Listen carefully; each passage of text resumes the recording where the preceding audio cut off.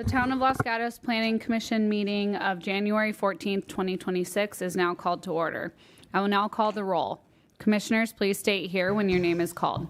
Commissioner Burnett. Here. Commissioner Mayer. Here. Vice Chair Birch. Here. Commissioner Barnett. Here. Commissioner Stump. Here. And Commissioner Sorty. Here. We just want to welcome Commissioner Mayer back to the Planning Commission. He served a little bit ago, so we're very happy to have you back. Thank you. Happy to be back. Good, and it's nice to have 7 of us. So please stand if you are able as Zoe leads us in the pledge. I pledge allegiance to the flag of the United States of America and to the republic for which it stands, one nation under God, indivisible, with liberty and justice for all.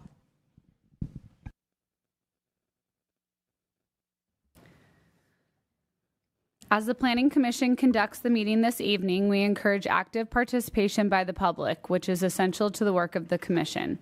The public can participate in several ways. Prior to a meeting, written comments about agenda items may be submitted to staff. During the meeting, there are 2 opportunities for members of the public to participate. First, during the verbal communications period, an individual may speak on any topic that is not on the agenda. Second, during the public hearing portion of tonight's meeting, any member of the public may speak about an agenda item. You will be advised of the times when to speak on each of these items. If you wish to address the Commission tonight during the verbal communications portion or a public hearing agenda item, please raise your hand on Zoom, or for those here in person, complete a speaker card and give it to a staff member. When you are called to speak, please come up to the podium and speak directly into the microphone, as this meeting is being recorded. You will have 3 minutes to speak. We will now begin with verbal communications. The verbal communication portion of the meeting is the part where members of the public are invited to address the Commission on any issues not on the agenda for tonight's meeting. You will have 3 minutes to speak. Staff will announce when your 3-minute time limit is up, and we will have, so please raise your hand on Zoom if you would like to speak during verbal communications. I have 1 speaker card, and it is for Gus Hu here in person.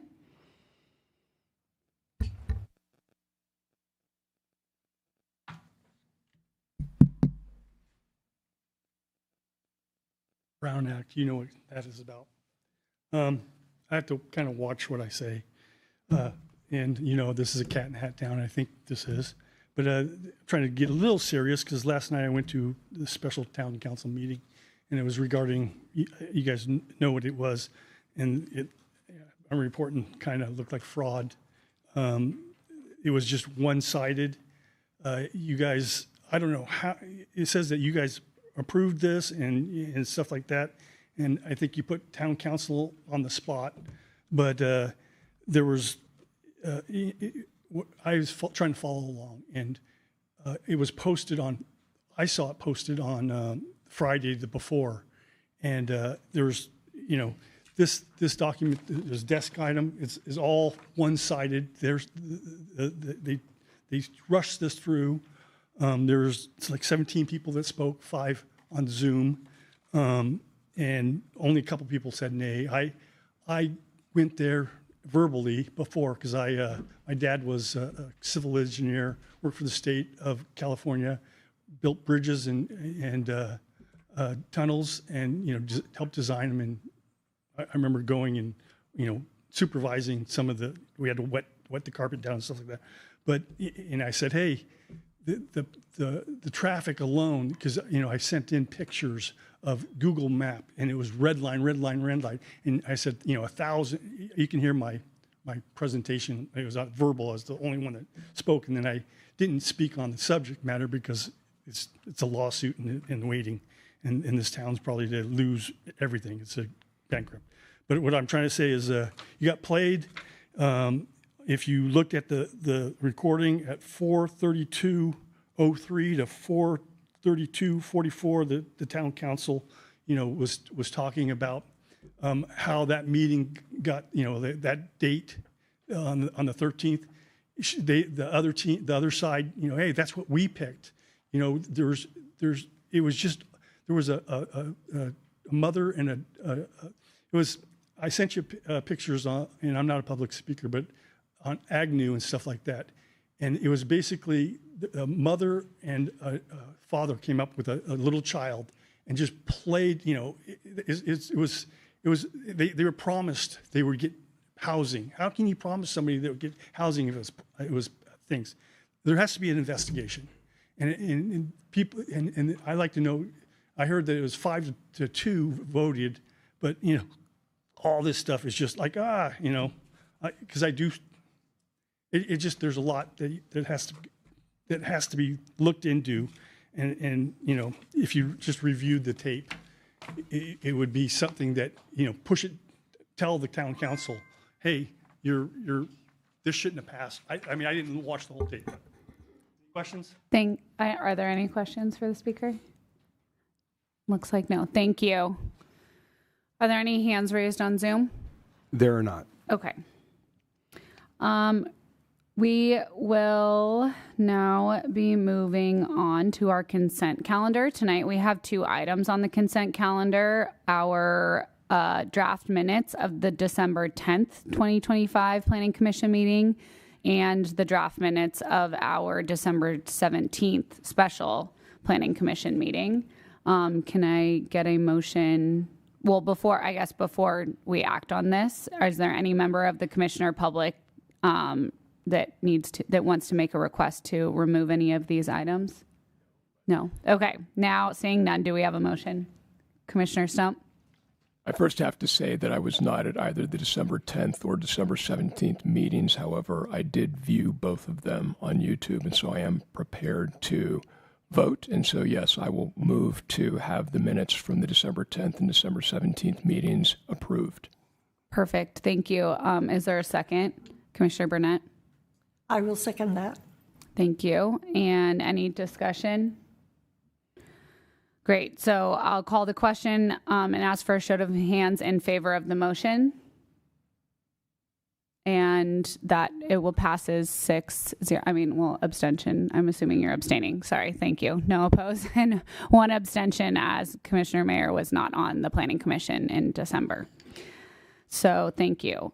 We will now move on to our public hearing, starting with item number 3, which is to consider an appeal of the Community Development Director's determination of demolition on a property zoned R-18 located at 14340 Browns Lane, APN 409-14-010, building permit B25-0171, categorically exempt pursuant to CEQA guidelines section 15301, existing facilities. The property owner, applicant, and appellant is Kathleen Vadaz. I'm sorry if I butchered that. And before the staff report, can I have a show of hands from commissioners who have visited the property? And are there any disclosures that need to be made? No. Okay. Mr. Mullen, will you be providing the staff report this evening? Yes, thank you, and good evening. For your consideration tonight is an appeal of a director's determination of demolition of a residence located at 14340 Browns Lane. In September 2025, a building permit was issued for an interior and exterior modifications and an addition to the residence. The town defines a technical demolition of a non-historic structure as removal of more than 50% of the exterior wall framing. The approved project plans included demolition of 48.3% of the exterior wall framing, and the project did not constitute a technical demolition and was not scoped or processed as construction of a new residence. As required by town code, the property owner, architect, civil engineer, and contractor signed a demolition affidavit acknowledging their understanding of the town's demolition requirements. On September 29th, 2025, a town building inspector conducted a scheduled progress inspection during which they discussed options to address a roof framing issue with the contractor, noting that approval of a revision to the permit was required. On November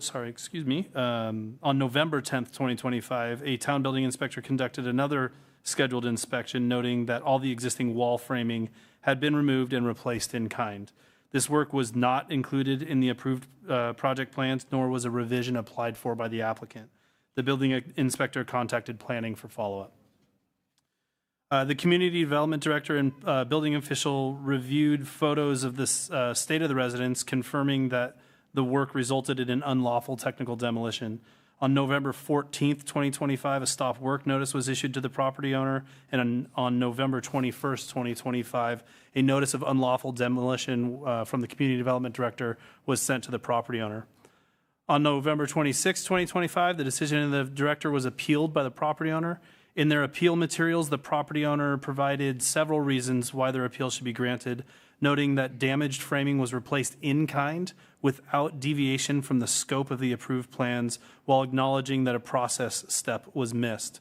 Principally, work was not stopped to allow time to contact planning and pursue an exemption from the demolition definition for in-kind replacement or repair of damaged framing. The owner's full justification can be found in Exhibit 7, and staff's response to each appeal point is included in your staff report. Your staff report also provides procedures for the Planning Commission's consideration of this appeal, and given the records of facts in this matter, staff recommends denial of the appeal, upholding the director's determination of demolition. This concludes my presentation, and staff's available to support your discussion this evening. Are there any questions for staff at this time? Vice Chair Birch? Can you clarify the Planning Commission's role as far as determination of the fees that are assessed, Mr. Mullen? Yes, thank you for that question. So the town code allows for the Planning Commission to reduce some penalty fees, but not any penalty fee or penalties that are adopted by resolution. In this case, there are no penalties that are not adopted by resolution, mainly that the application fee for the now required architecture and site application, that fee is doubled pursuant to the fee schedule. The fee schedule is adopted by resolution. Thank you. Any other questions? But Commissioner Stump?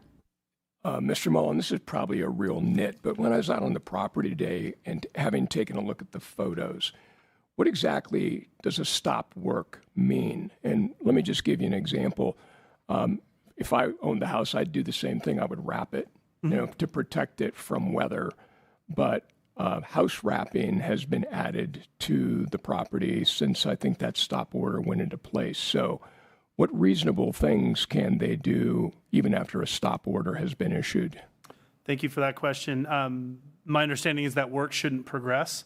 I don't know if there were some conversations between the contractor applicant and the building division to weather tight the building. That might be a question that would be great for the applicant. Any other questions? Okay. We will now move on, open the public portion of the public hearing on item number 3 and give the applicant an opportunity to address the commission for up to 5 minutes. Whoever will be speaking on behalf of the applicant, if you can please come up to the podium and state your name and address for the record. And between your whole team, we will have, you will have 5 minutes. I'm Gordon Wong. I'm the architect. Kathleen Vidaz, I'm the homeowner. I'm Steven, architectural designer at GKW Architects. Lamar Nolan with Moreland General Construction. So thank you for your time. I am the owner at 14340 Browns Lane. I've owned the home for 30 years.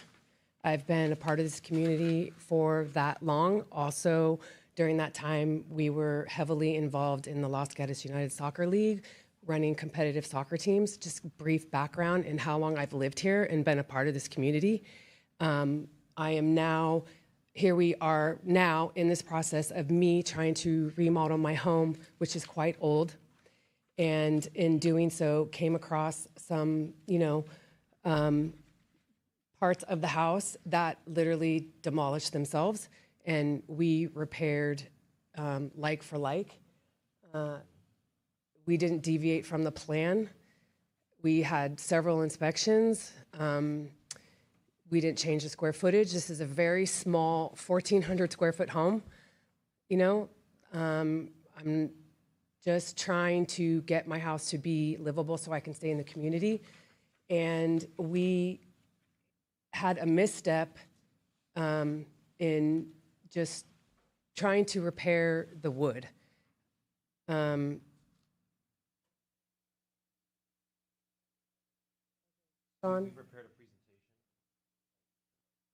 Yes, can If you could just make sure that you can remove the microphone so you guys, thank you. Here's the timeline of how the project went, starting all the way back in September 25th, 2025, when the building permit was removed. So you can see through the timeline, all the inspections were going accordingly. I wasn't involved during the construction. The issue is when that planning document was signed. Sometimes it's very difficult to understand what that means. Sometimes people might interpret it as it means you get your inspection, the inspector comes out, looks at the work, and tells you what to do, right? And that's where the miscommunication was, because they were going through inspections through the whole process. And at some parts of the project, I was told that you were supposed to replace in kind, right? And then I came back out there later on after the fact, all the way back in 11/13, and was informed what's going on from the city, because the divisions they're separate, right? So as soon as we knew that, then we actually prepared a demolition calc to figure out how far the deviation was, and it was unintentional, okay? All the stuff that happened now, they're completely unintentional, and I think they were kind of caught blindsided by this. So we put together all the documentation to show how the process went. We can go to the next slide, please. And what Kathy is saying, we have not deviated at all from the plans. Wall heights, configurations, square footage, the remodel and addition are exactly identical. And some of the major issues with the demolition was because the pre-existing construction was the house was incorrectly built when it was bought, right? When you inherited this part of the process, the mud sills were literally sitting on the mud. So replacing kind was kind of what fell into play. Next slide. And here you can see the hidden damages that were discovered while in construction. And it was the intent to follow the plans and follow all the codes, but we were not clear about the like-for-like repair, how that process was going. Actually, working with the building department, in all transparency, the building department indicated that these were scheduled repairs. These were repairs in working with the building department throughout this. That was the unintentional part. So next slide. So if you look at the building card and the dates, they actually paired up to what the sequence of events were happening. Next slide. Here are a couple of the key points of what happened in the construction, what's going on with planning, the penalties that were triggered, and what the reality was. So we documented all that. We brought samples of the wood so people can see it. We're open to discussion. We're hoping there's a resolution to figure out how to do this without doing this double penalty process. Had we had this walked with planning, the project would remain exactly the same. It was a misstep. It was a misstep, and I wasn't informed until after the fact because I'm the architect. And as soon as I understood that, I said, wait, this needs to be a process here. And then we went to Sean Mullen directly, and that's where the deviation is.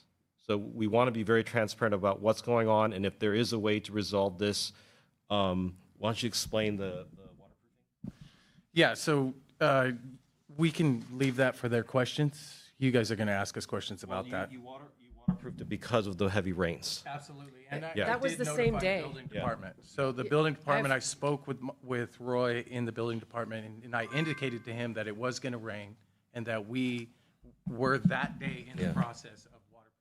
Thousands and thousands of dollars. Yeah, thank you. So we're open to questions and happy to answer them. Thank you. Thank you. Thank you very much. Do commissioners have questions for the applicant team at this time? Commissioner Burnett. I can start. So I guess this is directed both to the architect, the engineer, and the owner, and that is the original plans seem to have been specifically calculated to avoid triggering demolition. And if that was known, then how was it? What was the thought process in going beyond that limit without getting a permit? Yes, so we had gotten the demolition calc done, right? And he opened the walls and didn't touch them. However, when he went and got the inspection, and he was talking to the building inspector told him that you need to replace this in kind, okay? The problem sometimes is when the builder's told that, they don't realize at that moment they're supposed to go back to the city and planning department to talk about it. They think that, oh, the building department mentioned I need to replace this in kind. So that's where the disconnect is happening. Okay. Yeah, So, and he, at that moment in time, it looks like that's what you were supposed to be doing, right? And then once you talked to me, I said, look, these are separate departments, and I found that out after I saw the red tag. And I Okay. was made aware of it. I'm the architect. I'm not out there building all the time. I usually get these notices after the fact, and I have to decipher it. understood. Okay, Yeah. thank you. I think you've answered. Commissioner Stump? I just have a question of the demolition affidavit that was signed. Obviously, it was signed by all parties or some party.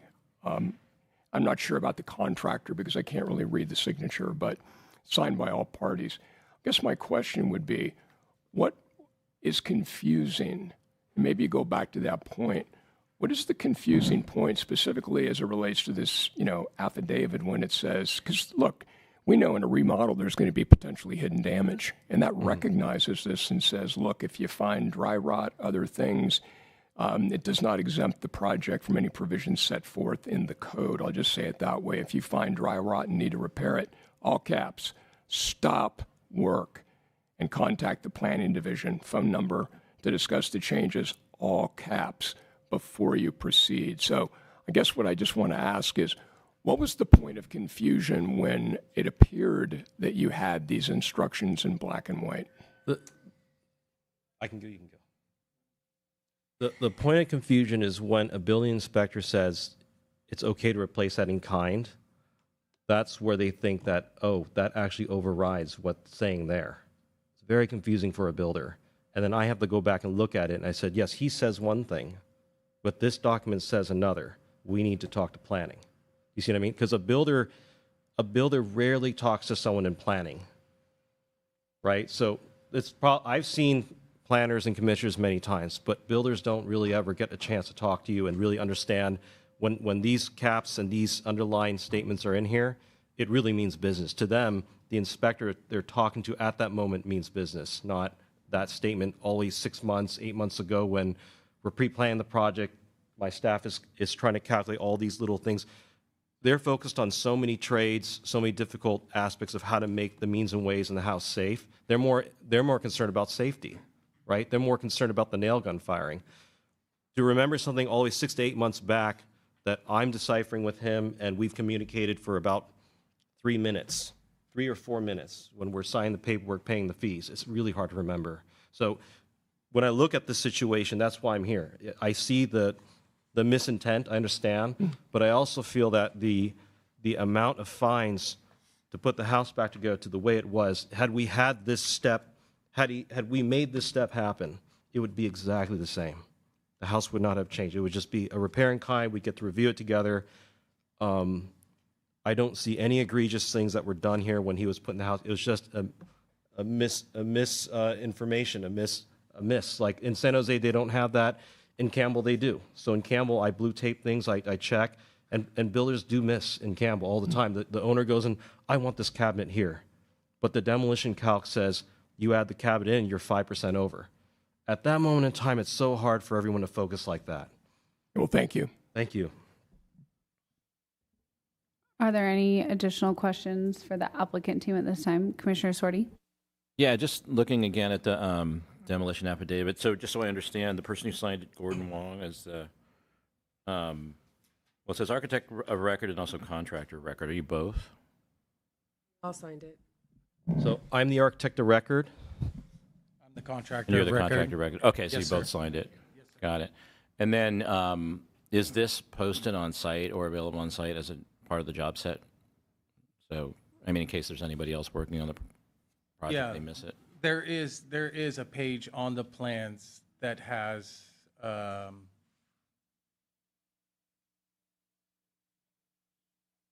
Oh, yeah, we have. I'm talking about the affidavit Oh, itself. yes. But is it part of the plan the set. job set and the documents that are on site, that live on site? We have a copy of the plans. It could be in the folder that's on there. I'm not sure. Okay. Like a whole new process for me. right? Well, Okay. Got it. Thank you.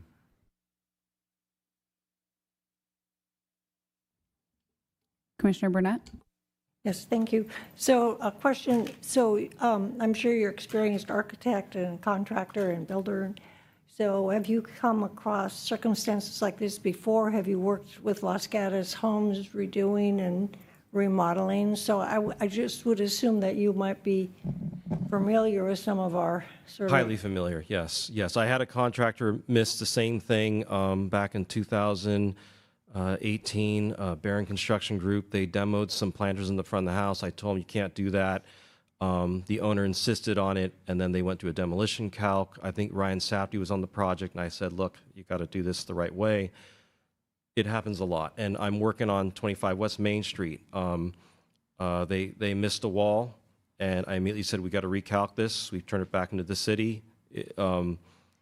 It's easier said than done to be able to follow the plan so strictly with so many different things like shear walls, demolition calcs, waterproofing, historic, all kinds of different riddles. And I try to go back, I try to go out on the site as much as I can. Sometimes the owners may not see the value in what I'm doing.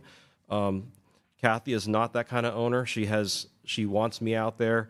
I'm very sure this is a misstep. That's why I'm here. If it wasn't a misstep, I wouldn't be here. I wouldn't be vouching for them. I'm working on historical projects constantly. I do like to protect what's out there and make sure it's done right and it's done according to the planning ordinance. Thank you for that. Thank you. Any other questions for the applicant team at this time? Okay, we'll take public comment and then invite you back up. Thank you very much. Thank you. We now invite comments from members of the public. If you have not already turned in a speaker card, which I don't have any others, please do so at this time. Perfect. Thank you. And if you would like to speak on item number 3 on Zoom, please raise your hand at this time. Okay. Hi, everyone. My name's John Wallace. I live next door to Kathy. Been there for 15 years as Kathy's neighbor. This was a small remodel on a small house, and it was hiding decades of rot, and it was pretty clear that was the condition of the house. So I'm not super surprised that they found even more. To me, it sounds like, and it seems like there's an awful lot of process and paper, but it sounds like too much wood was replaced before the city was able to take a look at it. I think if you look at the pictures and see the samples, that it's pretty, any reasonable person would suggest that the path forward would be to replace the wood. I came here to vouch for her just as a person that I know that she is just a person in the community who's trying to fix her house. And I would want you to think about what it's like to live in a house with 48.2% rot, right? And it was worse than that. So I think what actually got me to come out, and not just vouching for Kathy, knowing her for as long as I have, I wanted to point out that $23,000 sounds like an outrageous fine for a member of the community who's just trying to get her house under 50% rot. And that number couldn't square with me. And I know that when it didn't come on the little card in the mail, and I read it online, and I saw that number, and I thought, that's multiple paychecks. I mean, that's a tremendous amount of money for somebody this is it. This is what she has. This is her house. She doesn't have extra houses. There's no vacation homes. She's driving a $6,000 Ford Fusion. No offense.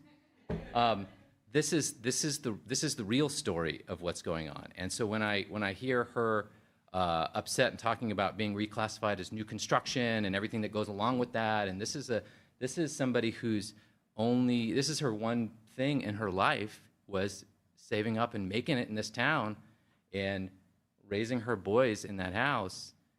I would just implore you to really, you're not dealing with some rogue property developer who's trying to cut corners. This is a little 1,400 square foot house on a 10-foot street. Like this is the bottom.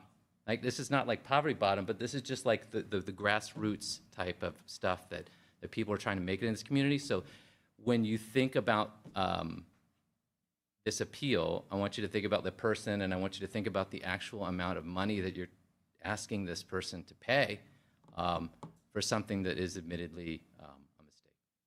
Thank you for your time tonight. Thank you. Are there any questions for the speaker? No. Thank you very much. Are there any hands raised on Zoom? There are no hands raised. Okay, and I don't have any other speaker cards for this item. So, okay. If the applicant team, if you can come back up, you have an opportunity to make a closing statement. If you wish, you'll have an additional 3 minutes and then time for more questions. I think the previous speaker said it exactly the way it should be seen. I mean, I walked in the house first time when I was doing the as-bills. It really was that bad. And this is a long-time resident really just trying to put her house back together. You've lived there your whole life. These two are together, so he's trying to do the best job for her. That's why I'm here. It's a humble project. It's a good project. It matches the neighborhood well. The misstep was not intentional. I really hope there's a way to resolve this without doing a double fine, because it was 23,000 times 2. I mean, I don't understand how anyone's supposed to get to the other side when they finally can get this kind of stuff back together with the help of your construction team, because you're not doing it at any profit at all. You're just doing it to get family together, get things moving. Anything you'd like to say about it? I mean, I would just like you to see the human face behind some of these processes and procedures that are in place. I respect the rules. I understand why there's red lights and green lights and stop signs and rules and regulations, but there's still a human behind some of these processes and decisions. And I am not, like my neighbor John said, I am not some affluent person who doesn't care and throw money at it. I am not in that situation, and I won't be able to stay here. And it's taken me 30 years. I bought this house when I was 20 years old. That should be it's an accomplishment.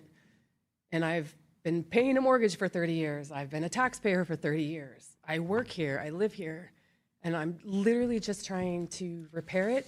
And, there was a misstep, but it's not in any way, shape, or form to try to skirt the rules. I don't know what more to say than just that. I'm just trying to stay in my home. And we all know the rules are good. We understand the right. rules. I respect them. We respect them. We're not trying to do anything. Yeah. If the rules are skipped, I feel like there should be a way to resolve it without penalizing so quickly. And they're more than happy to resolve this and work with planning to make sure that we do this with the process, with a fair process that doesn't bias anybody. I mean, for 2 months, it's been very difficult. My holidays were not the same. I wasn't with my kids. I've incurred numerous costs that I wasn't expecting. Airbnb, you're in a trailer. I mean, this is 2 months. I felt like I wasn't even given a chance to even talk about it. It was just stop and see you in 2 months and pay $50,000. A lot. Thank you. Thank you. Are there any additional? I think we will have some additional questions. I just want to say thank you for being honest and sharing with us, because I know that it's public space and you're being vulnerable. Commissioner Stump. I realize you're here to appeal this decision this evening, and I guess I'm pointing this question directly to the owner. What is your hope for outcome from this hearing this evening? My hope is that I can have the fees brought back to the remodel status and start work tomorrow. That's what I'm hoping for. Thank you. Commissioner Sorty. Thank you. I wanted to. One of the things that's kind of jumping out when I read your timeline and when I read the staff report is there seems to be a difference of recollection about the 9/27, 2025 inspection. Who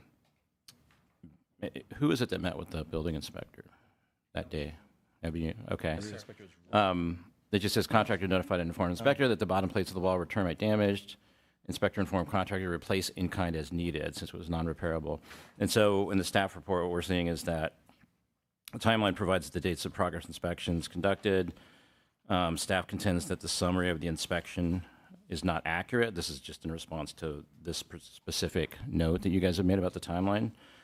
And then the building inspector's version of it is that it just says the discussion revolved around what was needed to address roof framing issues. The inspector advised the contractor of different options available and that any deviations from the approved plans would require a revision to the building permit to be submitted and approved.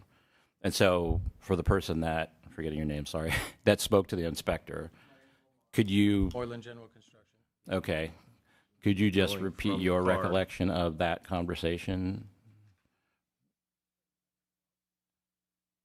Yeah, it's... I'm reading page 20, well, page 6 of the staff report under project timeline, item 4.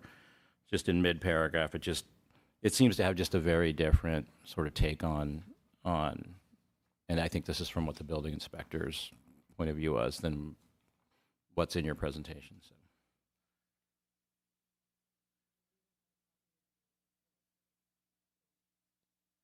So. Our timeline is going off the inspection card dates. Look at the inspection card. So on our slideshow, you can see there's an image of the inspection card. Charlie can pull that one up again. I can show you it right here. No, it's not the date. So I'm just saying that in the project timeline under your appeal, your response, on the part of your presentation, it characterizes what the nature of that discussion was. And it appears that what you're saying is the inspector informed the contractor simply to replace in kind as needed, as it was non-repairable. And then it goes on to say contractor misunderstood that building clearance was not part of the planning clearance, et cetera. But in our document, the staff response to that says the building inspector said the construction revolved around what was needed to address roof framing issues, advised contractor of different options available, and that any deviations would require a revision permit to the building permit be submitted and approved. So I guess my specific question would be, did you hear him say those words on that day? Or, I mean, do you recall that conversation? 100%. I can recall every inspection and everything that was discussed at each inspection. I can tell you in detail what we discussed. So we, in detail, discussed roof sag. But he had walked the entire property to look at existing foundation condition, hold downs, shear walls, rotted walls. He visually had told me in multiple areas, you need to repair these areas. This is not going to work. If you have a hold down being secured to a stud that's non-existent, how am I here to inspect that hold down? Okay. So it was, So it sounds like it was in the context of a whole lot of things that this multiple things going on. Smaller focused part of the conversation happened. Left out a lot of the details about what we did discuss. I mean, and I remember clearly discussing the roof at that time. Okay. All right. Thank you.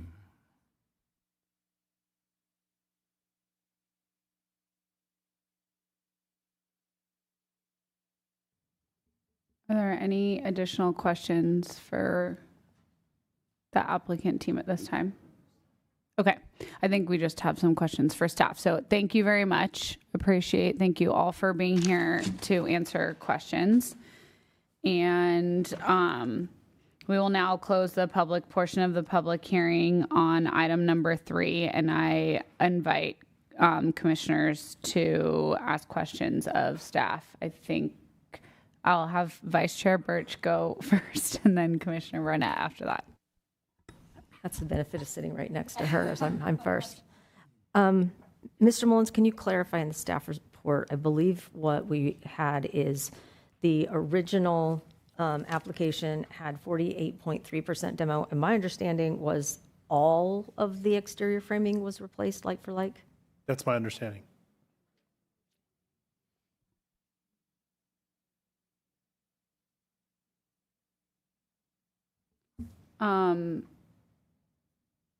Commissioner Burnett? Thank you. I have 3 questions for the town attorney, if I may ask them in sequence. The first one is the town subject to an estoppel if the building inspector led the owner to believe that the demolition application or permit was not necessary? It is very difficult to get estoppel against a public agency, and so most likely the town would not be subject to estoppel. Okay, and then the second question is, insofar as the owner has acknowledged a violation, be it a technical one, does the Planning Commission have jurisdiction to grant the appeal? So the ordinance talks about the decisions that the Planning Commission can make, and that's in section 2920-255B. And so the purview of the Planning Commission is to determine first whether or not there was a violation of the code. And so that would mean determining whether or not there was in fact a demolition without a permit. And then the second thing is the appropriateness of the amount of the penalty. However, there's another section that goes on to say that the Planning Commission can approve or reduce the amount of the penalty, but not the application penalty fee. And I'll defer to Mr. Mullen, but I believe in this case, the town is only asking for the double payment of the application fee and is not imposing any other penalties. And so it would be the other penalties that the Planning Commission would have the ability to reduce. I see. And if I want to hear from Mr. Mullen too, but do I understand that the Planning Commission does not have the jurisdiction to compromise the amount of the penalties? Not as the code is currently written. Thank you.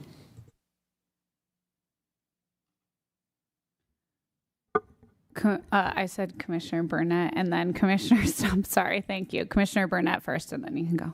Yes, thank you. A question for Sean staff. Would they be subject to a new permitting fee for a new construction or? Yes, thank you for that question. So with the house being triggered in a technical demolition, it's then considered new construction or a new house, and then it needs to go through the architecture and site process. The architecture and site process fee applicable to this property is $22,568.18.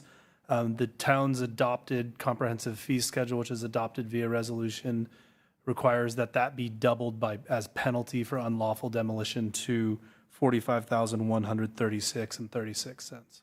There's no other penalty fees being assessed by planning. Additional penalties may come based on the added valuation of the building permit, but we'd have to look into that a little bit further.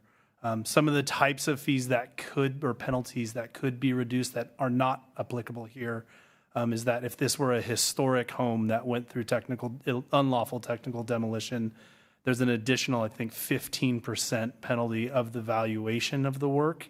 That's not adopted by resolution. That's included in the town code. That's the type of thing that the Planning Commission, my read of the code, would have the authority to waive or reduce. So just a follow-up question, did you want to add anything to the comments made by the applicant, or would I have to be specific, or is there something you would add to? I'd be happy to address specific questions. I will just preface that with my discussion with the town's building inspectors is reflected in the staff report. Thank you. Okay. Commissioner Stump. This is a follow-up question to Commissioner Barnett's questions, and it's probably directed to you, Ms. Whelan.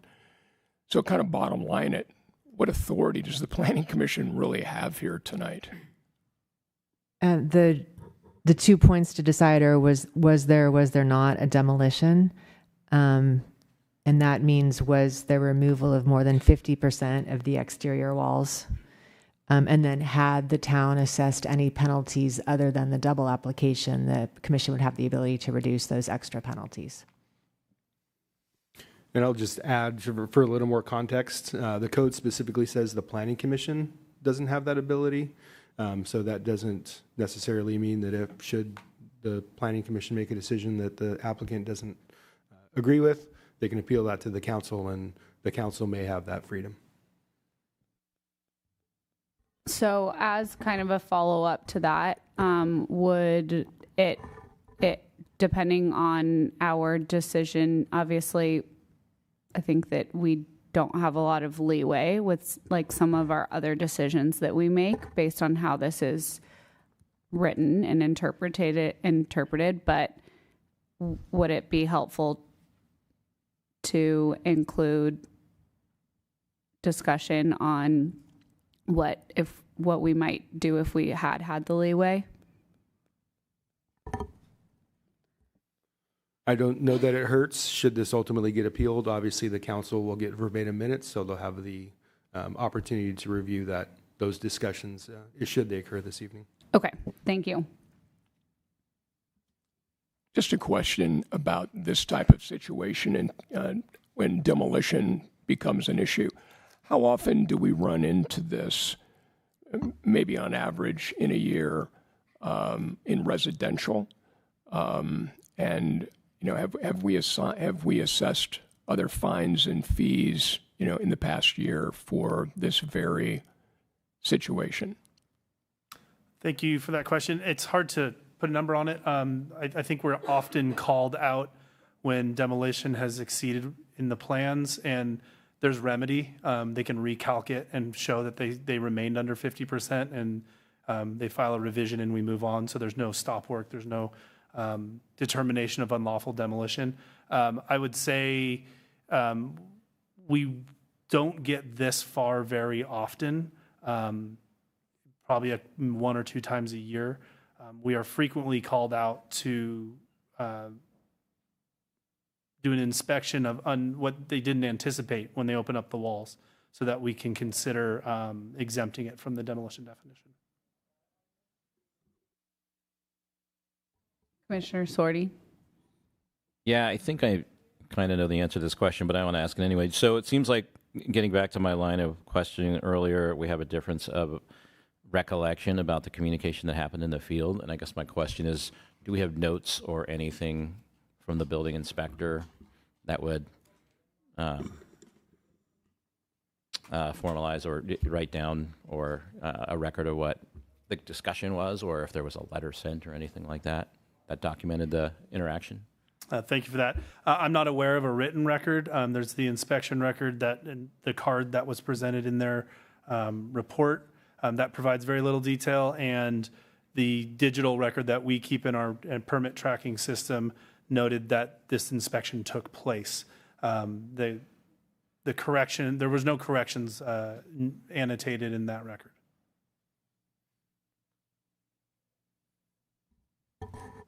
Okay. Any other questions for staff at this time? Okie doke. Well, I think that with the information that we have in the staff report, we're responsible for determining if a technical demolition occurred. And I think that the evidence that we have is yes. I do think that whether there was intent for that or not is relevant to the greater conversation of the fees and scheduling.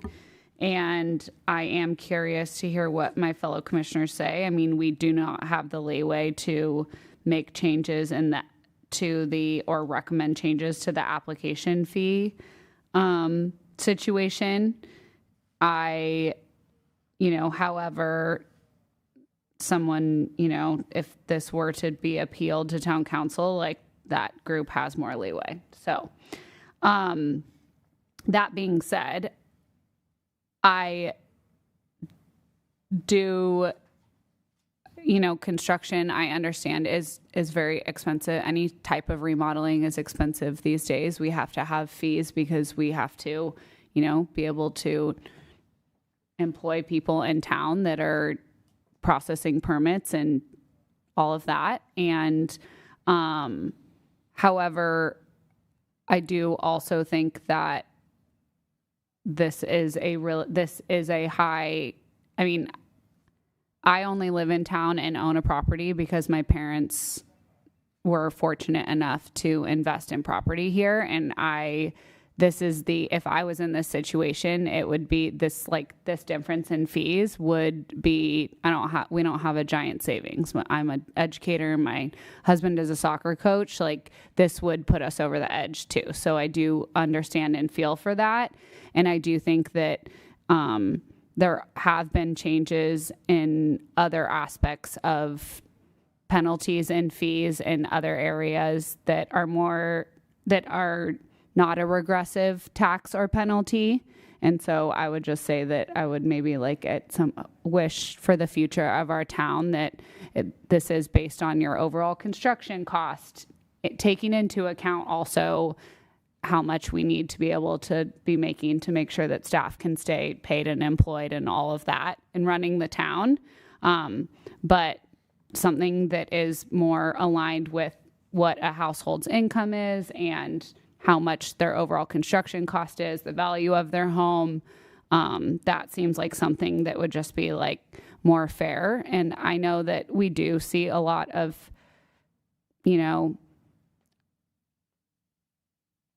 some things come in front of us, and it will be when we updated our tree ordinance, for example, we raised a lot of the fees because we were seeing people just say, I'll pay that penalty, get rid of that tree. And we had to change it. And, we do have people in town that have, there's a lot of affluence here, and I understand that we have to have fines and penalties, and so that not everyone takes advantage just of breaking the rules and rather be paying the penalty versus going through the process. But this seems to be a, situation where this was just a misstep and it did trigger this process, and it is unfortunate. So that is kind of where I am at, and I am curious to hear how my other commissioners feel about some of this, but I do believe that there is, we've heard and seen the evidence that there was a technical demo that was done. And so also at some point we will need to be moving on. Yes, Commissioner Stump. Whether we like it or not, the black and white of this is that there is a violation. And of course, normally we get paid the big bucks, because we play in the gray. We have no gray here. And that's, I'm sure, a bit of a frustration to the commissioners that we really don't have any authority to reverse anything or consider extenuating circumstances if indeed they exist. I'm not trying to put that forward. I'm just saying if, we were to say, hey, extenuating circumstances exist, we'd like to consider that. So I also just have to put back another question to staff. What authority does the council have as it relates to, let's just call it extenuating circumstances? We've heard a story tonight. It's a pretty compelling story. Again, the violation occurred. Not even the appellant will say that they did not commit a violation. They would say that was not their motivation, that was not their intent, but a violation did take place. So again, what flexibility, ability, authority does the council have to deal with what they could consider extenuating circumstances? I haven't looked at the code section that addresses appeals to the council because that hasn't happened yet, but the town council does adopt all of the applicable fees for the town in an annual fee resolution. And that usually happens in April or so. And just for a little context, it's been a few years now, but we had a couple properties that were historic. As Mr. Mullen mentioned before, there's an additional 10 or 15% depending on the circumstance of the historic property. And the council has modified those. We also had another, I believe it was a conditional use permit for a restaurant that was coming in where they reduced some fees. So, this specifically says Planning Commission, which again, Ms. Whelan will definitely look at this should it get appealed to council. But typically I would say that they probably have that ability. Commissioner. Okay, so maybe I'm a little confused. So I'm reading the findings. Findings number 2 says the Planning Commission shall make the finding and issue its determination regarding the existence of the violation. That's part A. And then B, the appropriateness of the amount of the penalty fee. And that's item 2, standalone. And then it goes on at the end on 6, and then it says the Planning Commission may approve or reduce the amount of the penalty, but not the application penalty fee, which is established by resolution. So can we reduce anything here? Or, I mean, we get to make a comment, and if we think it's inappropriate, we just say it's inappropriate, and but we can't reduce it. So okay. The penalty being assessed is the application penalty fee, which is the double application fee. So that specifically in that section and specific to the planning commission, that's the fee the penalty that you cannot reduce or waive. There are, not in this circumstance, other penalties that can be assessed specifically to historic properties that the planning commission would have purview over in this context. But just not in this context. Not in this context. Yeah, it doesn't seem like on this item we have discretion to do much of anything. I mean, unless I'm missing something, I don't know. No, Commissioner, I mean, I agree. Yeah, from our understanding, we do not have we don't have a lot of leeway here. And like Commissioner Stump said, we normally live in the gray. That's our, job up here most of the time. But this one is pretty, unfortunately, black and white. So, Commissioner Barnett. Well, I certainly want to echo the theme that this is a hardship. It seems like an unfair hardship, but we're bound to follow the code. We don't have any discretion. And with somewhat of a heavy heart, I move to deny the appeal and make the following required findings on page 6 and 7 of the staff report.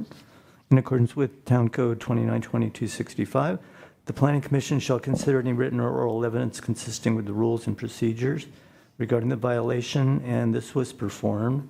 The Planning Commission shall make findings and issues regarding the existence of the violation and the appropriateness of the amount of the penalty fee.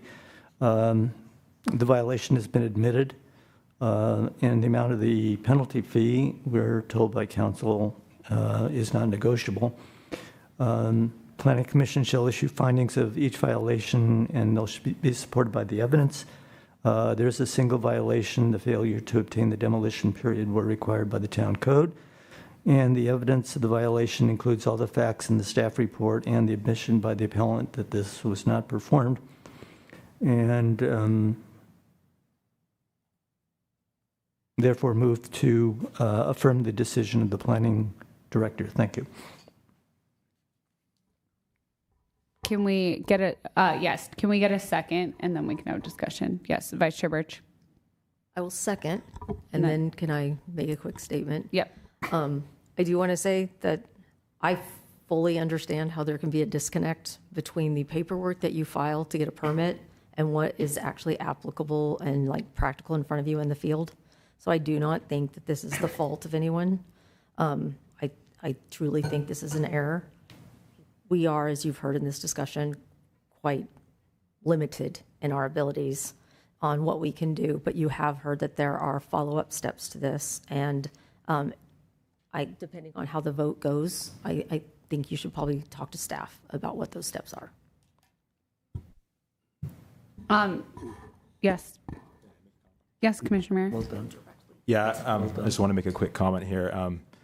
It feels like, as a commissioner, our hands are kind of tied on this, but I just want to say that I feel, I'm an architect myself, and I often do these demolition calculations pretty frequently around the Bay Area. And, different jurisdictions have different rules, but they're somewhat similar. And with the demolition calculations, and also the affidavit, I feel like the intention behind that and, signing that as a professional is you're basically saying you're not going to pull a fast one on the town. You're not going to do a project that wasn't approved. And in this particular case, it feels like that wasn't the case at all. It was just a very honest mistake. I went through the plans of the remodel addition. It's a very modest addition. It's a very, well done, thoughtful, small project. And I feel like the fact that we're even having this conversation highlights that this is a broken process here. So even though we can't really do much about it today, I just feel like something's wrong here. I don't feel good about it. I come across this, sort of thing all the time. And really, with remodel addition projects, you're always going to open up the wall and find something that wasn't there, right? That's going to happen. But in this case, it just feels like there was some sort of breakdown or miscommunication when that actually happened in this case. And I don't know what the right resolution is to solve this problem, but it just doesn't sit well with me. So those are my 2 cents. Thank you. I do just also want to add, and I think that Commissioner Stump mentioned this about the like stop work language, and it is bolded, stop work and contact the planning division before you proceed. And I can see how the like discrepancy between, planning, you might skip over it. You might think building, it's like the inspector has come out. We've had these conversations like, I can see how an inspector would be like, yeah, that's something that needs to be addressed. It needs to be fixed. And then like, it's also not the inspector's job to be like, hey, you have to go back to planning to do whatever. So maybe this language does need to be just, making sure that planning is also bolded or something, because some places it is different and people are working in many jurisdictions. So we can't take public comment right now, but if there is a recommendation, I do recommend that you like reach out to the planning department if you have a recommendation on, or if there's more clear language from another jurisdiction. That would be helpful, because avoiding any type of situation like this will help everyone out in the future. Okay, any other discussion at this moment or comments? Commissioner I don't know Stump? if this is appropriate, but I was going to put this out to my fellow commissioners and say, should we add something into our motion for the council to give some consideration to hardship, that they would at least know what our feeling is on this matter?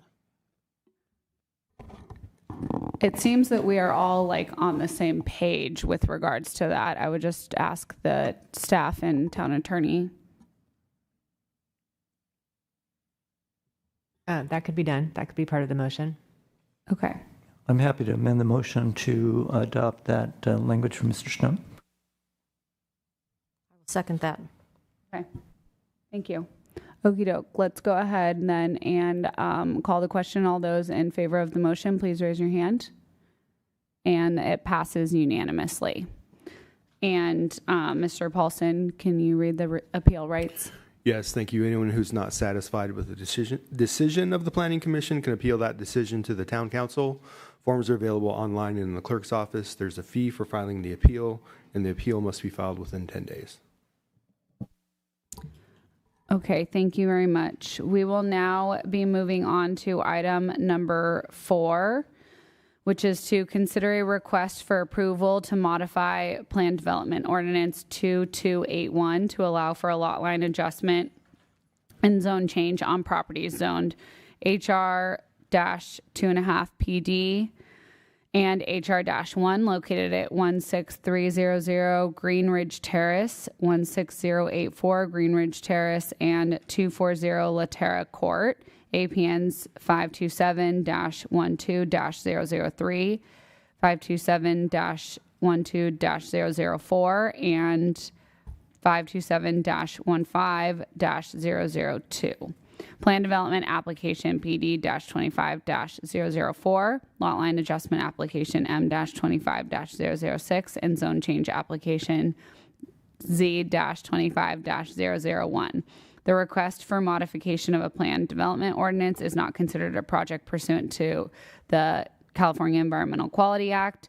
The request for a lot line adjustment is exempt from CEQA as a ministerial approval in accordance with Public Resources Code Section 21080B1 CEQA statute and CEQA guidelines Section 15268. The request for zone change is also exempt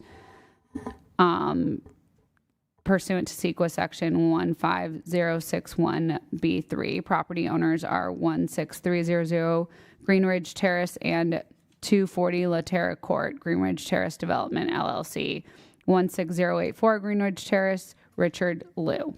The applicant is Hannah Brunetti.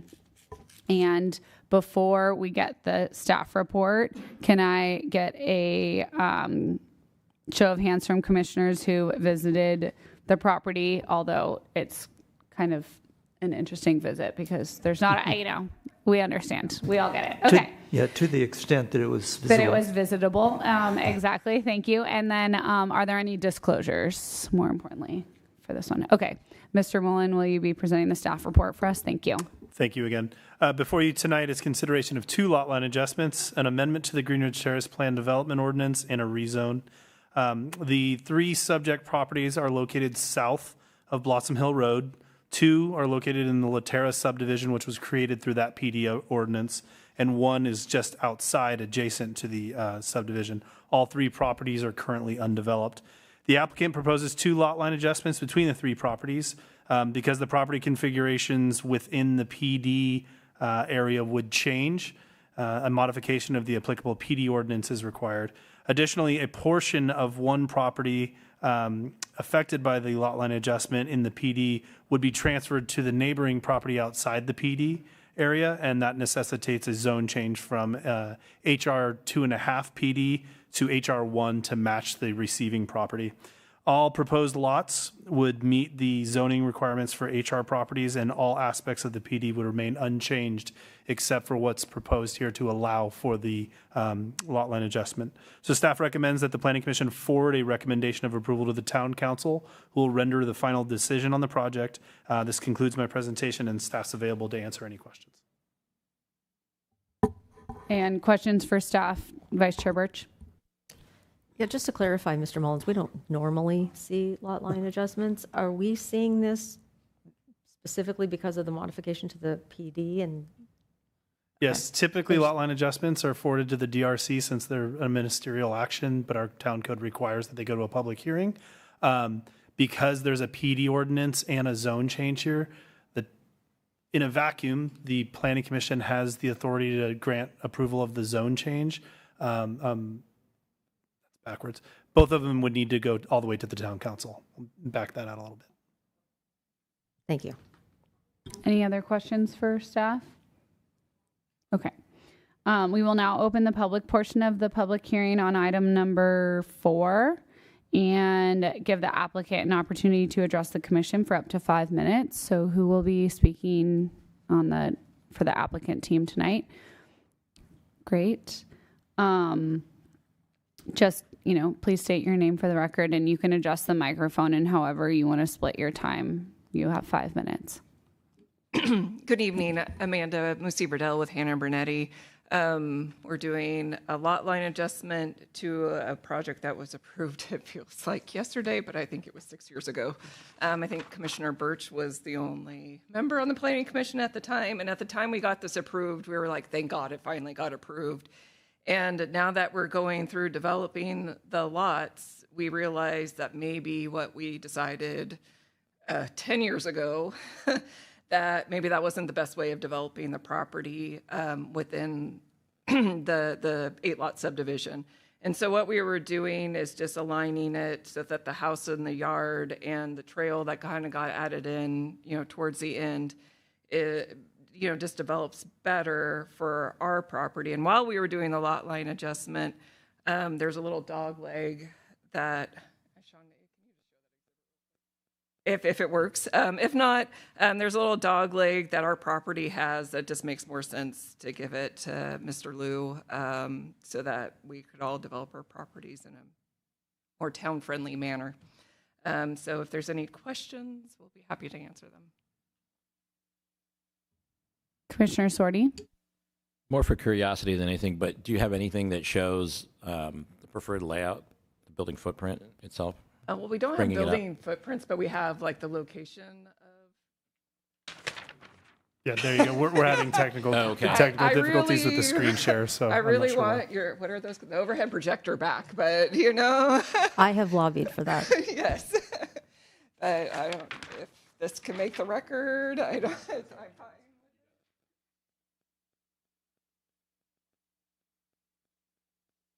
But that's kind of the intent of the development. And so that what's there in the yellow is the trail easement, and you could see the topography of the lots and how that, general house and yard locations kind of line up better. Okay. So it's on existing lot 3, the 1 acre lot that we're trying to. That would be Mr. Liu's lot. That would gain extra property. The lot 1 and 2 within the subdivision is an even swap. Yeah, is it just one house that you're trying to improve the placement to jibe with the contours, or is it? We're not actually. The houses would remain in the same location. It's just making the yard. Oh, it's more for yard. Yeah, more okay. privacy and more in Got line it. with the topography of the lots. Okay. Yeah, I'm really familiar with this area because I actually go roaring through here on my gravel bike. I don't know if I'm going to be allowed to do it when you're done There's building. a trail easement for you. And I did do that just the other day. So, okay, that's all I had. Thanks. Any other questions for Commissioner Burnett? So this is also perhaps theoretical, but I understand the easement's going to be preserved as yes. part of this development. Can you describe what it is? Is it a equestrian trail or a pedestrian trail, or is it defined in some way? So there's actually a number of easements affecting Yeah. the subdivision. There's some scenic easements. There's some open space easements. Those two types of easements function basically as conservation easements where development can't happen. There's also a trail easement, and I can't remember the exact language of the trail easement, but I believe it's multi-purpose or multi-use trail, so it's not specific to hiking, cycling, or equestrian. I see. That's my recollection. Thank you. Any other questions for Commissioner Sorty? Sorry, that raises another question. Just more out of curiosity. So, with the trail easement, once the development's complete, allow someone to connect from La Terra all the way through Green Ridge, and then, so in other words, you would go from Shady, and you could go all the way down to Blossom Hill and back again? Yeah, so there's one trail easement that will connect you into Francis Oaks, and one trail easement that will take you around to the future trail that's on the other side of our. Okay, thank you. Yeah. Any other questions? Okay. Okay. Okay, thank you very much. I don't think we have any other questions. Are there any members of the public that wish to speak on item number 4? Okay, any hands raised on Zoom? No hands. Okay, you can, if you need to come up to do a closing argument. Okay, are there any additional questions that we have for the applicant team before we close the public hearing? Okay. We will now close the public hearing on the public portion of the public hearing on item number 4, and I invite commissioners to ask questions of staff and make a motion. I mean, I can start off. Yesterday when we met with staff to get clarification, it's like a small lot line adjustment. Normally we would never see this, but because it's planned development and this, the zone change with the giving the land, reassigning some land with the lot, it just ended up like being something that came in front of us. But, there's no major changes to the PD, and it is, good to know. No changes even to where proposed, where the plans are for structures to be. It's just really more based on the topography and for yard usage and everything. So I feel very confident with approving. If anyone has any other things or would like to make a motion, Commissioner Stump. I just have a question about how the motion would be structured. There's a significant number of findings. I assume that all of these findings have to be made by the commission? That's correct. And I would defer to Ms. Whelan whether you need to state those findings verbatim in your motion or by reference. And I'll start. An exhibit. Yeah, I'll start. You don't need to reference them by, individually. You can say as stated in the staff report, unless Ms. Whelan has a more proper way to say that. I agree. Well, then if I can, I'd like to put forward a motion. Go for it. I move to forward a recommendation of approval to the Town Council on a request to modify Plan Development Ordinance 2281 that allows a lot line adjustment and zone change on properties zoned HR 2.5 PD and HR 1, located at 16300 Green Ridge Terrace, 16084 Greenwich Greenwood Terrace, and 240 Laterra Court. This motion includes recommending that the town council make their required findings and approvals as outlined in our document. I can make the finding for required finding for CEQA, required findings for amending a plan development, required determinations for compliance with the Subdivision Maps Act provisions regarding lot line adjustments is set forth in Government Code 66412D. I can make the required finding that the zone change is consistent with the town's general plan and that there is required compliance with the zoning regulations. Is there a second? Vice Chair Birch? I'll second the motion. Any discussion? I'll call the question. All those in favor, please raise your hand. And the motion passes unanimously. Are there any, this was a recommendation, so no appeal rights? That's correct. Okay, great. Thank you. We are going to, the next item, Vice Chair Birch needs to recuse herself, and we're just going to take like a quick 5-minute break to get bathroom and water. So we will be back at 8:21. Thank you.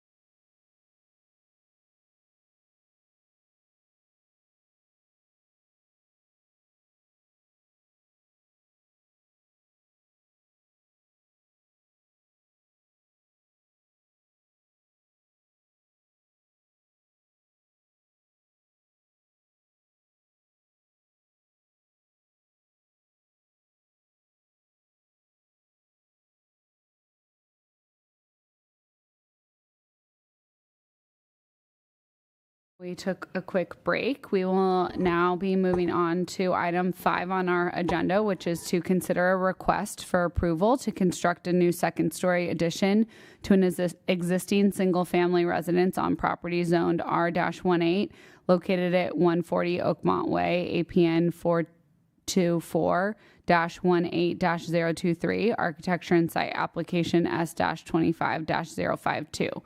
It's categorically exempt pursuant to the California Environmental Quality Act, Section 15301. Existing facilities. Property owners are Mark and Marie Tagne. Sorry if I butchered that. And the applicant is Solar Safay. Sorry. Thank you.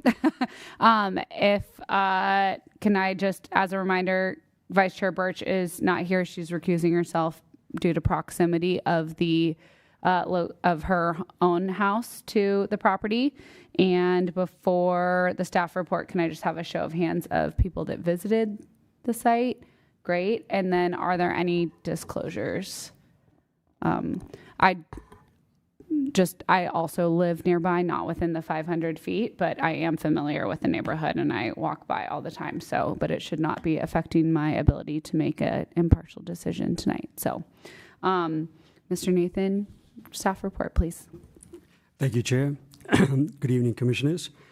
Before you is an architectural and site application, and the project is located at 140 Oakmont Way, zoned R18.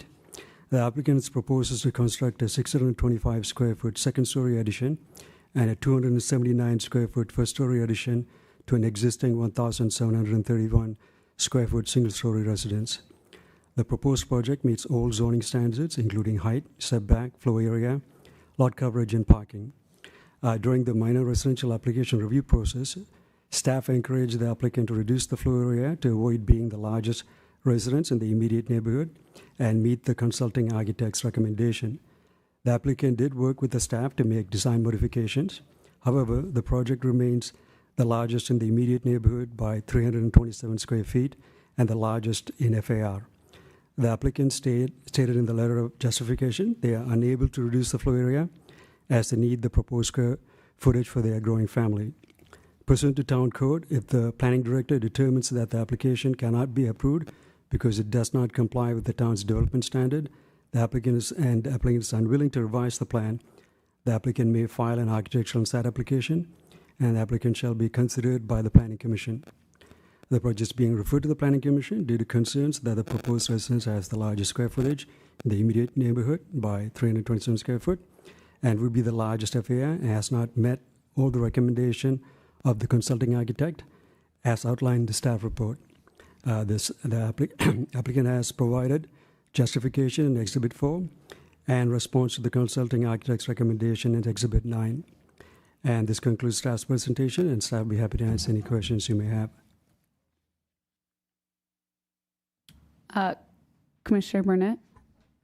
Question for staff. So no story poles were used, and I realize we do have a new ordinance or whatever that.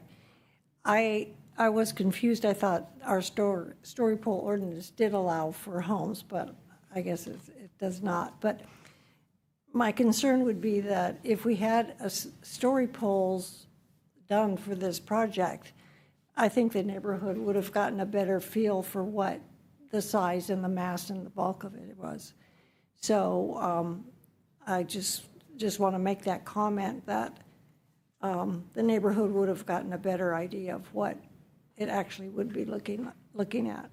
And maybe the Planning Commission could look again about story pole ordinance and make some changes. I think would be a good idea. So I guess my comment is that was my comment. I didn't really ask you a question, but. Did you? I think that can we explain why can we get an answer of why there weren't story poles included? Yeah, I can jump in. So the story pole policy was amended in 2024 as part of a housing element implementation program to streamline and remove barriers to development of housing units. Story poles are still required for some residential projects and some commercial projects. In this case, story poles were not required because there's a 2-story residence next door to this residence, and therefore it's not required. Or is there, yeah. So could I Yeah, just, that's right. There is a two-story house right to the right of the subject property. so question, follow-up. So if there's a two-story house next to this one, although it's much smaller, I mean, in FAR and size, I mean, you would think that it would be necessary because there is quite a difference in the sizes. Yeah, I think story polls are a useful tool to demonstrate to decision makers and to neighbors the impact of proposed development. What the council chose, this was what the council chose in implementing that housing element program to remove barriers to housing development. Story polls are a cost. There can be a pretty significant cost. And that's what the council adopted in implementing that program from the certified housing element. Thank you. Are there any, Commissioner Stump? Mr. Nathan, it's a little bit unique when we get two reports from our consulting architect. We received one in January, we received one in September. And I know that a redesign did take place of the property, but how are we to treat these two reports? I'm looking at them as being additive, not just separate reports, but there were comments made in the first report about scale, mass, bulk, and then it got into other issues related or recommendations that were made. So can you tell us how these two reports work together? Sure. Thank you for the question. Well, what happened was that there was a significant redesign of the house, and also the applicant had a new design team. So because it was in effect was a very different design from the first one, so we sent it back to the consulting architect, and we treated the second one as the primary one, and we didn't really look at the first one because of the significant design changes and because of the new architect that came on board. Thank you.